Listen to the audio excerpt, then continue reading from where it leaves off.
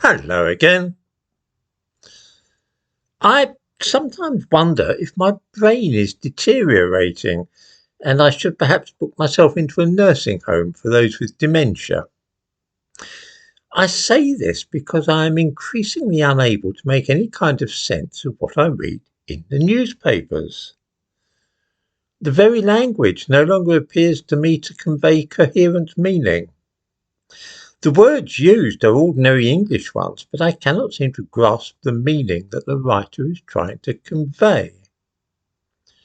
In the description to this video, for example, I give a link to an article about Robert Louis Stevenson, the author of Treasure Island, of course, among other books, and there are attempts being made to check his work for something or other, but I'm not entirely sure what that is. As soon as I read the following words in that piece, I knew that I was already hopelessly lost and unlikely to be able to make head nor tail of what followed. And so indeed it proved. I read that Robert Louis Stevenson treated South Sea locals with considerable agency.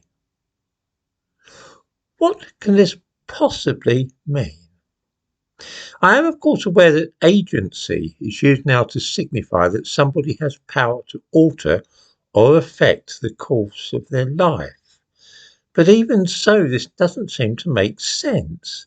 You will observe that it is not said that Stevenson treated the people as though they had agency, but rather that he treated them with agency, or to be precise, with considerable agency. What does it mean to treat somebody with considerable agency?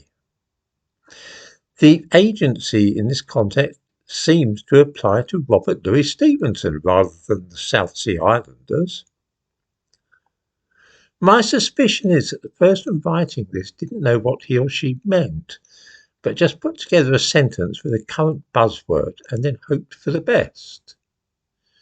You see, this all relates to an absolutely fabulous racket which is being worked, in which some lucky folk from Edinburgh University get to go off to Hawaii and so on, so that they can see what Robert Louis Stevenson was up to there in the 1890s, and perhaps find a way of criticising or censuring him for whatever it was he did or failed to do.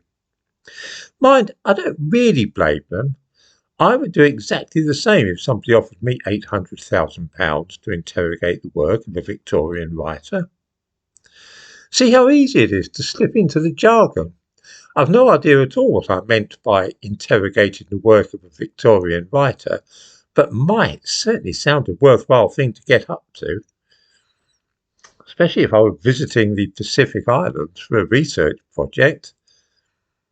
I need hardly say this is no more than a swindle in which a couple of people from the university will be paid to fly to South Sea Islands and look into Robert Louis Stevenson's life there to see if they can dig up anything unsavoury. The title of the project, which has been fortunate enough to snaffle all this money, is an imposing one.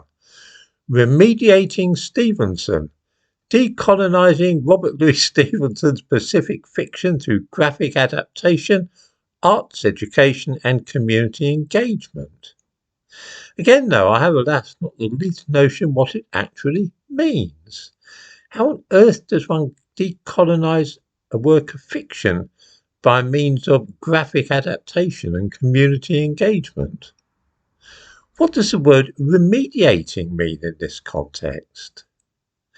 My guess is that they're trying to find out if a Victorian author thought and spoke like a young person in the early part of the 21st century, and I have an idea they will find that this was not the case. It's hardly necessary to go on holiday to Tahiti or somewhere to find that out. I doubt if even those who will be having this extended holiday at our expense really know what it all means, but they are determined to spend that £800,000 on gadding about the Pacific, and who can blame them?